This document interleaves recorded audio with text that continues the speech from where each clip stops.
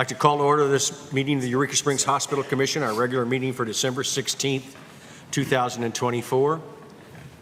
With that, I'll start with a roll call. Sharon Doremus, Commissioner. David Carlisle, Commissioner. Brian Byler, Vice Chair. Kent Turner, Commissioner. Sandy Martin, Commissioner. Kate. Kate?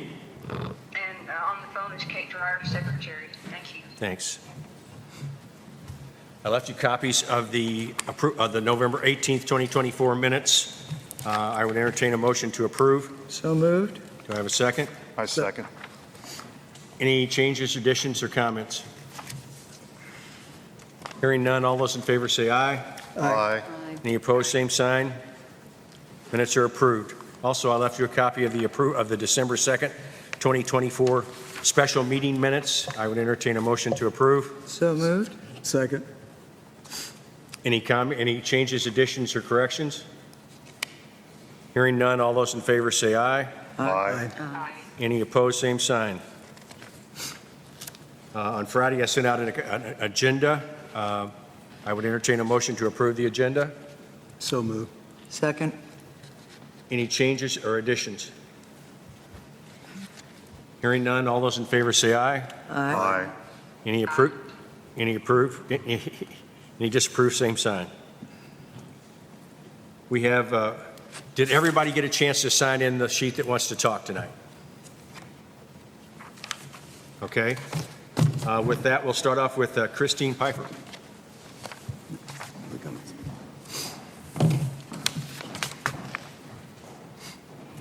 Hello.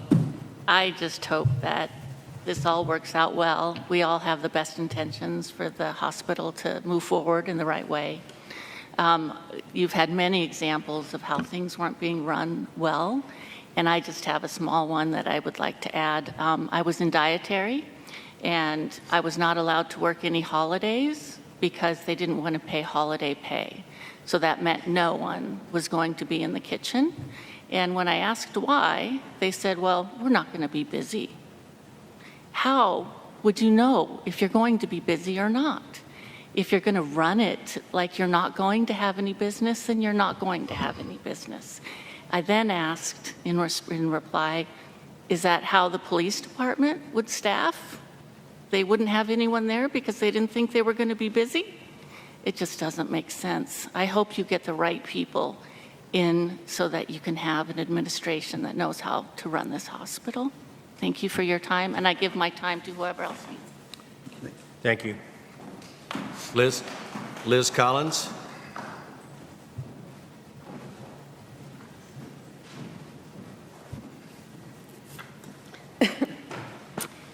Good evening. At the end of my speech, I'll give you all a copy of my reporting structure, and this is the same information that I provided to Angie the day that my position was eliminated. What I'm going to focus on tonight is I want to address some of Mr. Turner's comments from the council meeting, as well as some of the deficiencies cited to which I can attest. First, Mr. Turner stated, it appears we have lost our focus. That is correct, because first and foremost, the focus is safe, quality patient care. The deficiencies cited reflect failure of that focus through the perceived cost-saving measures used in purchases of lab testing, so forth, cutting services and staff.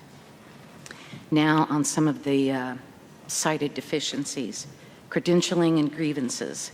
These were both very hot topics between me, the CFO, and the CEO.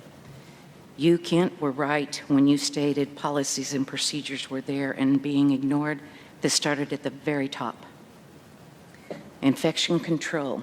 I had the required training and certifications in December of 22.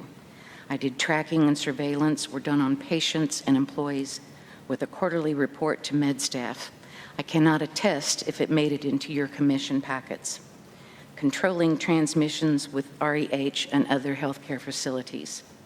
I maintained employee illness log with quarter summaries to med staff, COVID tracking on patient and employee positivity rates, contact tracing, and the required testing prior to return to work as well as the required COVID and influenza vaccination as required, mandated.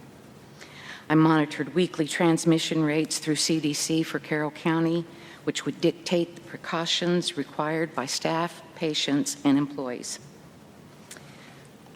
Legionella testing, I, along with the Facilities Director, Infection Control Committee, developed a water management plan that was mandated by CMS in 2017.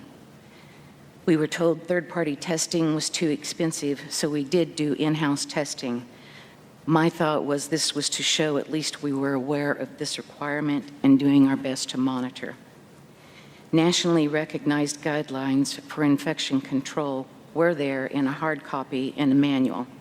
I also had within the public drive infection control policies, there was a folder with resources of the documents that I used in citing and creating or revising any policies as I needed. In quality assurance, there was comment on adverse events. I did that tracking as well through risk and safety.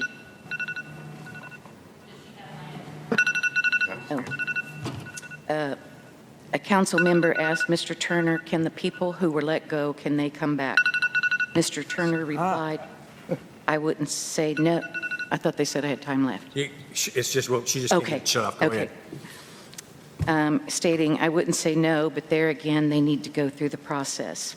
On April 8th, I was told my position was eliminated, stating, nowhere in the state in the new REH regulations that we had to have a compliance officer, so your position is being eliminated and that it has nothing to do with your work.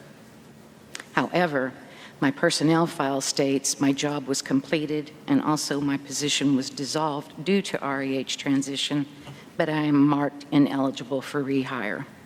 I am not looking for my job back. I am, however, asking my personnel file be reviewed and corrected or given an answer for ineligible status, as this may affect my future employment opportunities. Thank you for your time.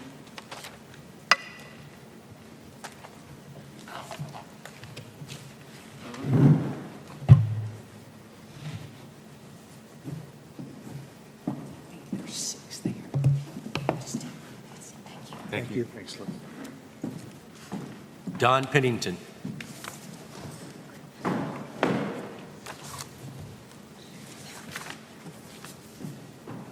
How y'all doing? Good. I'm here today, and I walked across the floor, I walked down the stairs, came up the street because of the determination and the help of my wife and the help that I received from the people in the hospital. Okay, if it weren't for them, you know, at the time I had 3 strokes about just under 2 years ago. They said I wasn't going to make it. And here I am. And according to doctors that I know, doctors I work with, it's nothing short of a miracle. It's a miracle in my view. And so, you know, whoever is making the decisions on this thing, we need this hospital, because I'm not going to be the last stroke victim. I'm certainly not going to be the last person that's going to need occupational therapy or physical therapy, any of those kind of services. So those people were invaluable to me during my recovery. So consider their worth. And, you know, the speech therapy, Dr. House, you know, it's just unbelievable what those people provided for me. So I'm going to let you go before I get the hook, but appreciate your time tonight. Thanks. Thank you. Richard Webb.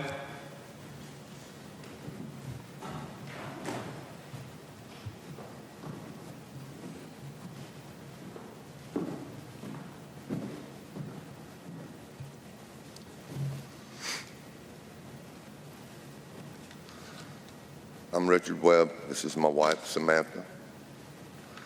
My wife was medical records clerk at the Eureka Springs Hospital and was wrongfully terminated last year, supposedly for violating HIPAA. Well, she did nothing of the kind and proved it not once but twice. She was terminated by CFO Cynthia Asbury and Director of Human Resources Jody Edmondson. Now it turns out that the very people that wrongfully terminated her and defamed her name were actually the ones that violated certain laws. We have suffered and still are. So I was just wondering why the people who did nothing wrong are still suffering, while the guilty parties are still there with a job, benefits, and a paycheck. Somebody has a lot of explaining to do. Thank you. I yield my time to my wife.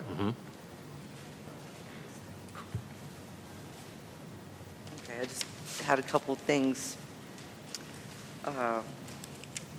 When that high horse gives out to exhaustion and that saddle deteriorates and crumbles, when you take that tumble and hit rock bottom, just remember your words. It's not my problem. And a quote from Abraham Lincoln that I think is quite fitting tonight, considering the absence of two people. Nearly all men can stand adversity, but if you want to test a man's character, give him power. And shame on every one of you, especially those who are standing by. Can't be bothered to do one thing about any of this. There's no reason for any of this. None. But, okay, I allot my time to the next person. Thank you.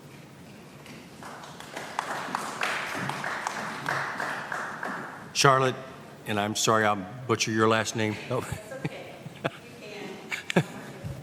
I apologize. Hi, thanks Hi. for being here. I know this has been kind of crazy, all of this that's going on, but I would like to say that I do know that all these people, including myself and everyone here, you too, we all want the hospital to do well. We really do. A lot of us are a little angry, and I feel like that's understandable. But I do want to talk about how Dr. House is here tonight, and it's on the agenda about his proposal, from my understanding. Is that correct? That's correct. Okay. So in my opinion, I think the only person who can really save the reputation of the hospital in this community is Dr. House. I think you guys are all aware of this also. As you know, he's well known in the community. People trust him as a medical provider and as a friend. I had the opportunity to work with him when he was the doc and I was the nurse in the ER. I have to say he's very kind. Actually, kindness above all else is kind of how he operates. I've never witnessed anybody have a ill word toward him or about him. He never makes assumptions about any patient, regardless of why they're there or their socioeconomic status, which says a lot. A lot of doctors and nurses in the ER over time get a little jaded, and he is not that way. Actually, it was a relief to walk in and see Dr. House as my doc that night to work with, just because, like you said, he's a good doctor. Everybody knows him. Patients were happy to see him when they walked in. They felt taken care of and well respected. They felt well cared for after seeing him. He was very patient. And he's very professional with every patient that he sees. I think he's exactly what this town needs in terms of medical leadership. And I hope that you all can appreciate what an honor it is to have him offer to take on this task with his proposal. It really, truly is. And I think a lot of small-town hospitals would just be delighted to have such a well-respected community member in this position to take on a task like this. I think accepting his proposal would restore trust between the community and the hospital's reputation. And that's all I want to say. Thank you. Thank you. Thank you. Lee Harville?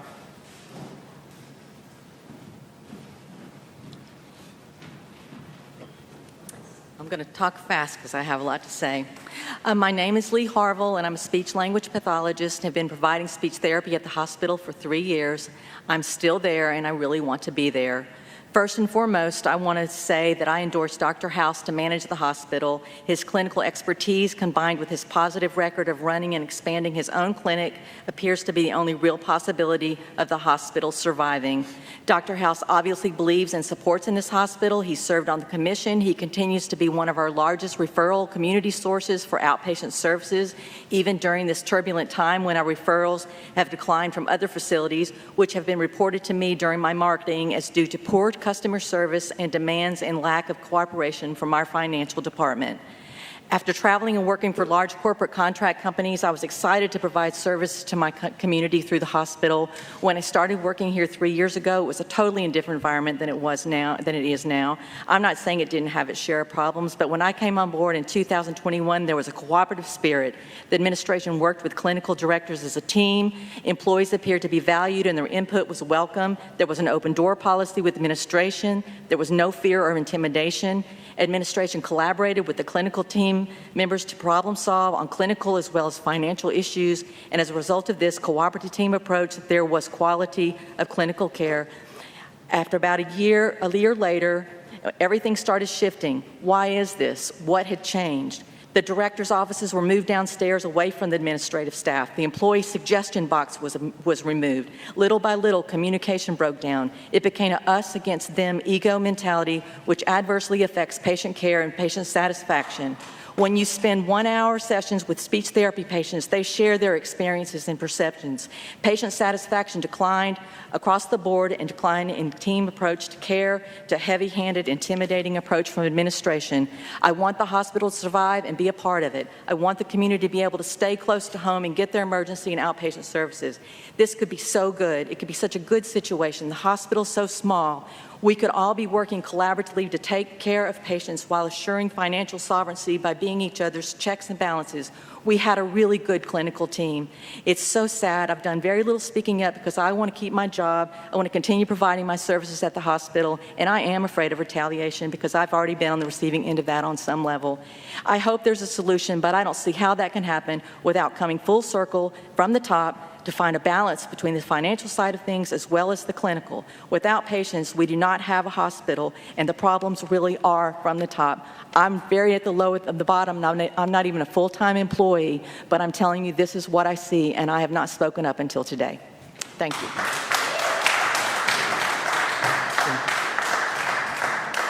Alan, is it Smith?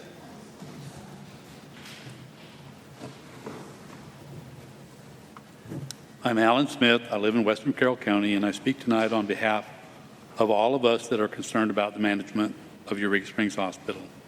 It is apparent that the decline of the hospital is due to management issues of this commission and the current executives in charge at the hospital. We have heard from employees horrible accounts of abusive practices that have resulted in the loss of key clinical staff. And these reports come from all levels of staff, from the top on down, and every department. These are not just a few disgruntled people, but people who also, in some cases, have worked at the hospital for a decade or more. Through several administrations, I have not heard a single person speak favorably about the current administration. It is past time to relieve the current administrators and find leadership our community can again have confidence in to run the hospital with the competence we have enjoyed in the past. In the past, our local doctors have supported and worked with the hospital. We now have a proposal from Dr. John House that would be a way to restore very needed management and to restore the clinical services that have been in decline. This is a call to action. Thank you. Thank you. Thank you. Bradley Tate Green.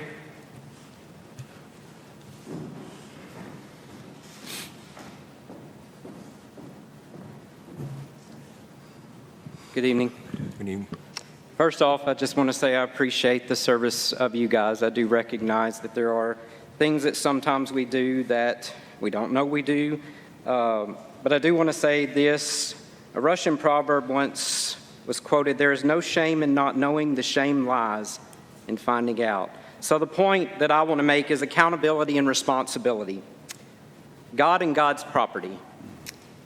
And upholding my oath as a minister first and foremost in my life, and to do good unto all, as well as visiting the fatherless, widows, those who love and serve God by loving their neighbor as themselves. This is coupled with my passion for healthcare administration because of the love and service to mankind, which is why I'm so adamant and I support the hospital and the employees that are going through the things they're going through, as well as current employees who email me and text me daily and tell me of the intimidations, the bullying, coming to work early, going hungry, wondering if they're going to have a job, if they can afford food, whatever the case may be.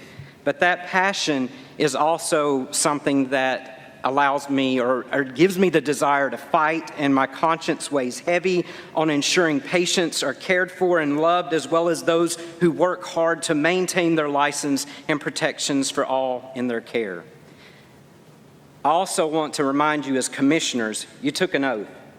Legally resigning at the last city council meeting, Kent Turner, as the chair in a public meeting means I don't know why you're here tonight.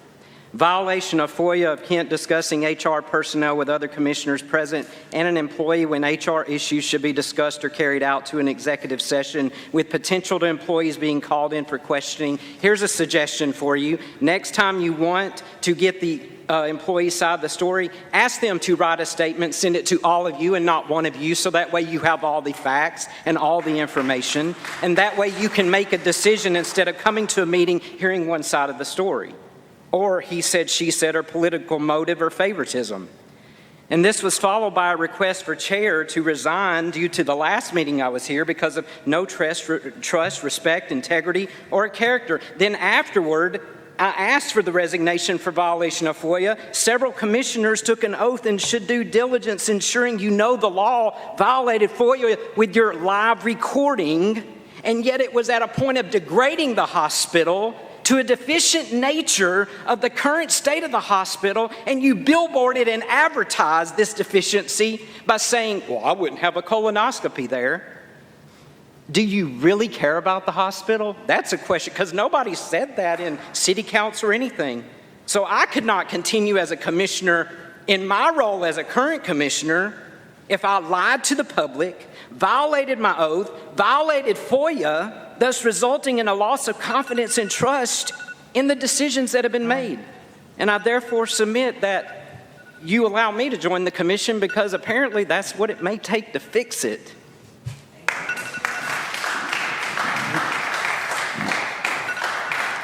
Thank you all for your comments.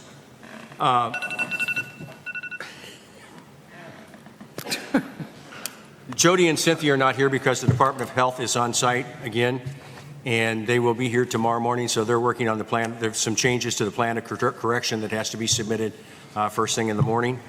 From Jody's respect, she asked me to let everybody know that we have hired a new Director of Nursing and Clinical Services, Lana Mills.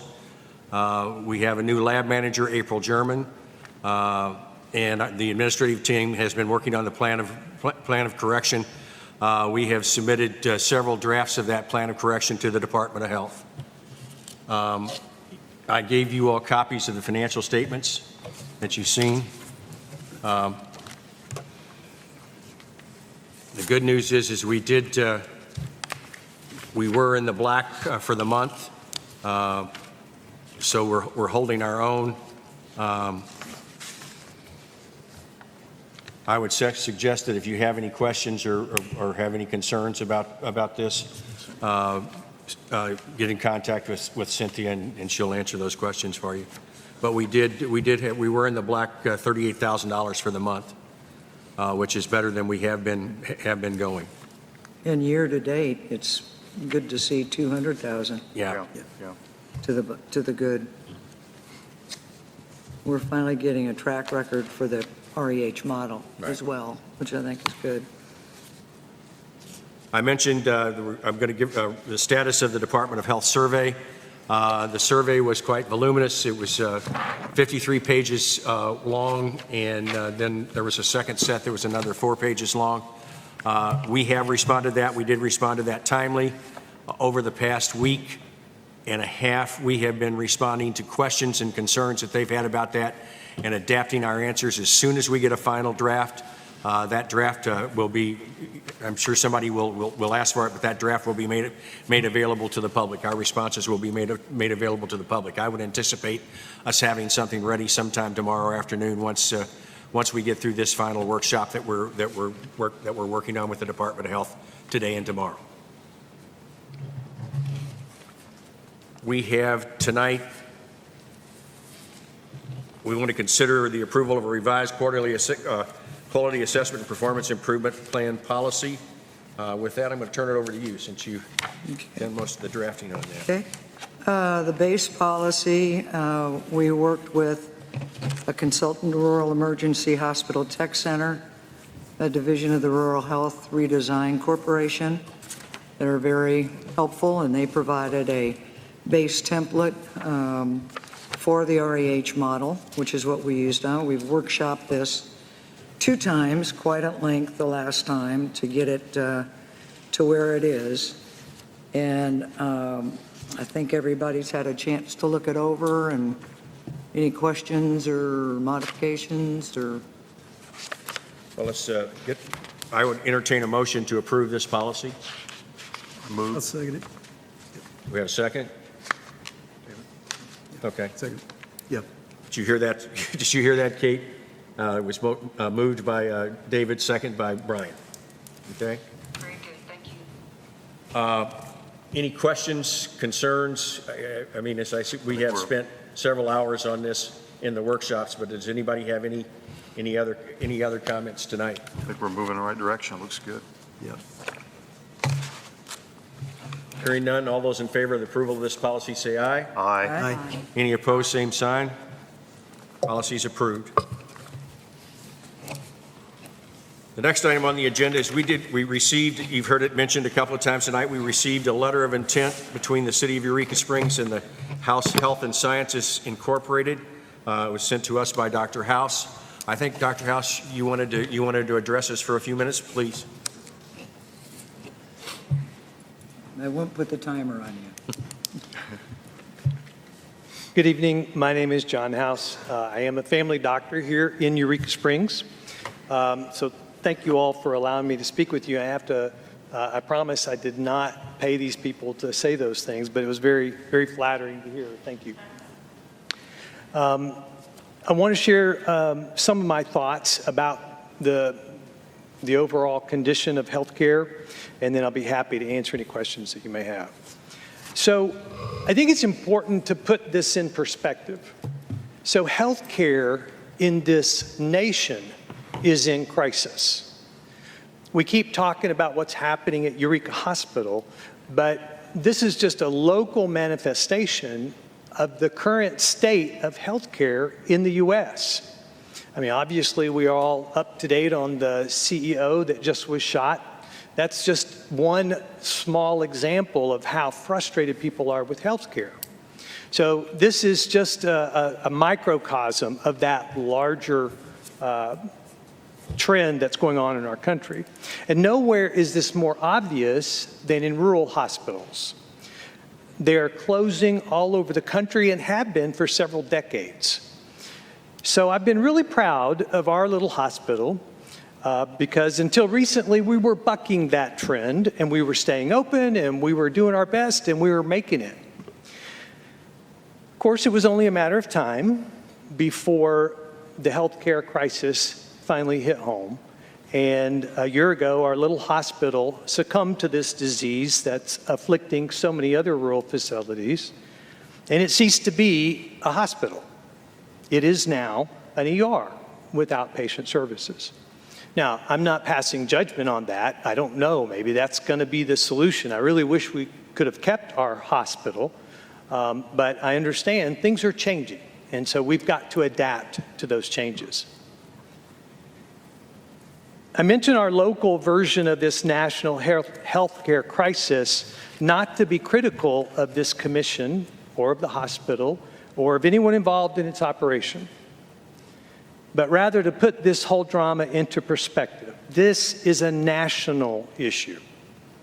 It's a fact that running any healthcare organization these days requires so much more time and energy and money and knowledge than it ever has, and certainly more than it did just a few years ago. So a few weeks ago, I had a meeting with the mayor to discuss the situation at the hospital, and he and I discussed several things, and he offered to put me back on the hospital commission, and I declined because I felt like it was too late for that. That the only way forward to save the hospital was for a complete reset. So I took a few days to think more carefully about how to solve the crisis at ESH.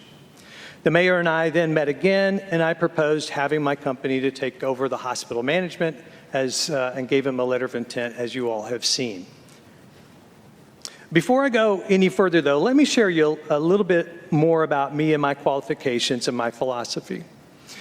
One of the things that has led to this national crisis in healthcare in this country is because we have pushed out doctors and other healthcare providers from managing hospitals and managing clinics. And so now we have CPAs and MBAs and people who knew nothing about taking care of sick people who are running the show and making the decisions. I firmly believe that's why we are where we are today in healthcare. Now, I am the only doctor in Eureka Springs who has worked for the ESH ER, who has served as a hospitalist, who has served as the medical chief of staff, who served on multiple ESH committees. I even sat in those seats at one point and served a term 2 years as the chair of this commission. Currently, I run 2 clinics, both of which have fiscal operations in the black. And last year alone, we had more than 15,000 patient encounters. I don't have hard numbers on ESH, but I suspect that my clinics served more people last year than Eureka Hospital did. Our urgent care is actually pretty much the same thing that what we have now at ESH. We don't deal with trauma, obviously, and we don't have an in-house lab. But otherwise, we offer most of the same services, including X-ray and ultrasound and EKG and PFTs and minor surgical procedures. And we do it 7 days a week. We're partnered with physical therapy and psychiatric care, and we are bringing on new services on a regular basis. So in addition to caring for patients, I'm also experienced on the business side. I know how to do medical billing and coding. Obviously, I manage several multi-provider operations, as well as handle financials for those organizations and interface with Medicare and Medicaid and all the different Medicare plans. And on top of that, and this is probably more important than any of the other things, is that I have worked extremely hard to earn the trust and respect of my patients. And kind of the icing for me is that I've also been able to do that with my colleagues in this community, the other doctors and nurses that work and join me in this effort. Some of those folks are here tonight. So when I presented this plan, I knew that one of the concerns would be, well, we did that before and it didn't work. So I thought I'd share a little history with you. So when I moved to Eureka Springs 11 and a half years ago, I was working with Washington Regional, and every doctor at Washington Regional at that time admitted and rounded on patients at the hospital. And so I was there working and seeing the patients and seeing the general operation of the hospital. Now, the company that was running the hospital at that time and had been doing it for more than a decade was a company out of Louisiana. And I actually had had some experience with this company in Northeast Arkansas. They were, at that time, I think, running 7 or 8 different hospitals in Arkansas. But it was clear, based on what we were seeing, and I certainly wasn't the only one seeing this, that they were letting the hospital building degrade. They were not making any repairs. Stuff was actually falling off the building, and you'd speak to them about it, and they'd be like, oh, well, we'll get to that, or some other, lame response. Now, the clinical side of things was great. They had no problem keeping us staffed and providing what we needed. They did have some other issues like not paying their bills. That's a different story. But because of this breach of contract that they had, I got onto the commission and we worked and we got that contract canceled.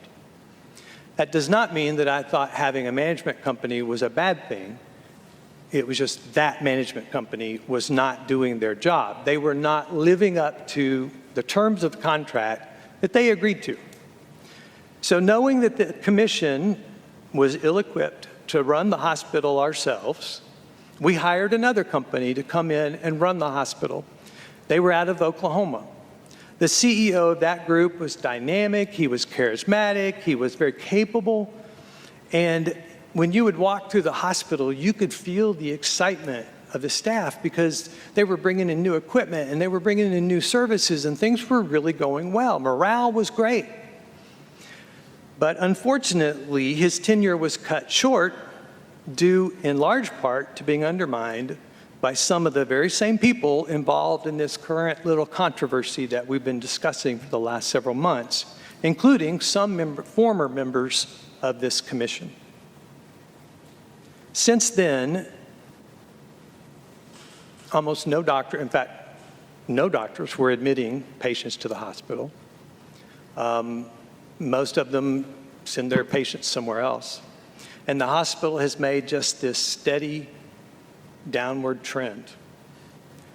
ESH has gone from a well-respected facility fully utilized by doctors and patients across Western Carroll County to an underused facility with mostly empty beds, to a place that is no longer a hospital, to a rural ED that was almost closed a few weeks ago and whose future is by no means assured. ESH is now a place that few doctors in the area will send patients to for any reason. And I have to tell you, I refer patients out every day that I work. 90% of them will tell me, oh, I don't want to go to Eureka Hospital. They don't even know why. They just know that Eureka Hospital has a bad reputation. They don't want to have anything to do with it. Somebody else reported that there are people who are actually putting on their refrigerators for EMS, if I need to go to the hospital, take me to Mercy Berryville. And I got to tell you, that's pretty serious in my book. And I see it every day. So, as a medical and business professional, my assessment is that this commission has very few options before it. So your first option is an option that nobody wants, and that is you vote to close the hospital. You can do that. City council would have to agree, but you could do that. You could say, okay, we're tired of everybody bitching at us, and we're just going to close this thing down. So that's an option. Your second option is that you can continue on as things are, allowing the hospital to kind of limp along, maybe hire a CEO in hopes that he or she will make a difference. Hopefully, then, you might earn back the trust of the local doctors and the citizens until the hospital slowly winds on down and closes. If that's the option you choose, I give the hospital less than a year. You cannot operate without patients. I mean, I guess Medicare could keep just shifting money down here, but sooner or later they're going to say, well, why are we doing that? And they're going to stop it. The third step, or the third option, is that this commission can step back and allow a management company, whether it's mine or somebody else's, to come in and take over. Now, even with this option, I have to be totally upfront here, even with this option, with all the changes happening in healthcare, particularly with this new U.S. president coming in and the people that he's appointing who are saying all this crazy stuff about they're going to cut Medicare and Medicaid, if that happens, it's anybody's guess whether or not any of us will have healthcare in this town. As for which company that you hire to run the hospital, obviously, I put my name forward because I believe that I can do it. I'm not 100% sure I want to, but I care about this community and I care about the medical care that we deliver. And I don't want to see it go away. So I have a passion for it. And I feel confident that if you put your trust in me, that we'll make it work one way or the other. So that's all I got to say. Thank you. Thank you.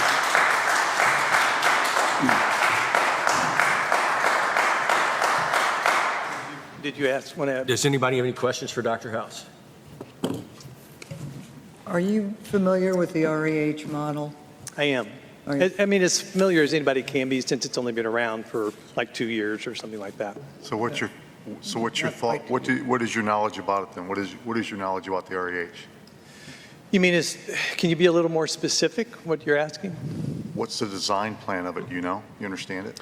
Yeah, sure. It's basically you're operating an ER, and then you have outpatient services. You can admit somebody, but only for less than 24 hours if you're waiting for transport or something like that.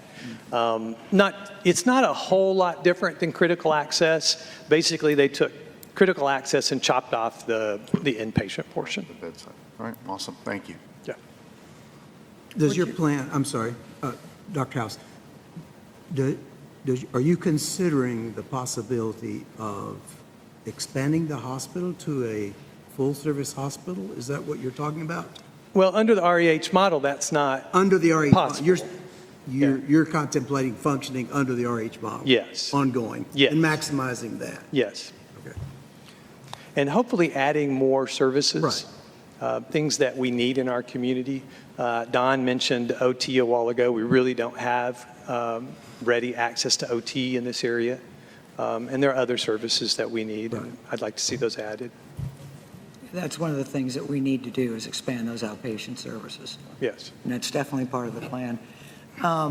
We've been talking to UAMS about telehealth. What's your feeling about telehealth?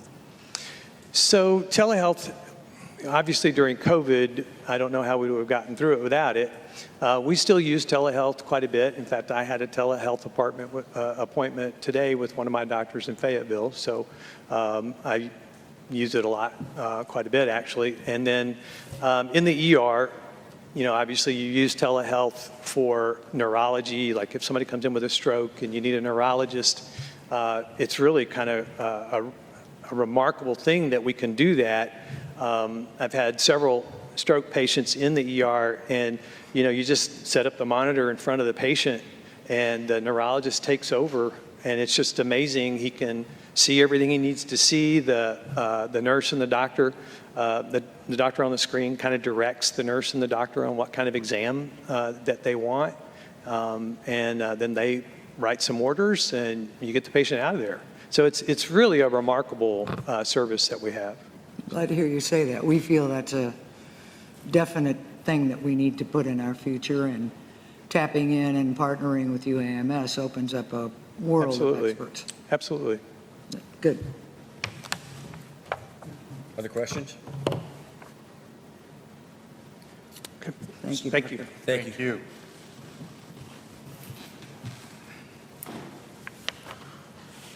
I think based upon what came out of the workshops, we certainly want to entertain this, but we've got to get past. Correct me if I'm wrong. We got to get past the plan of correction, and because we got to.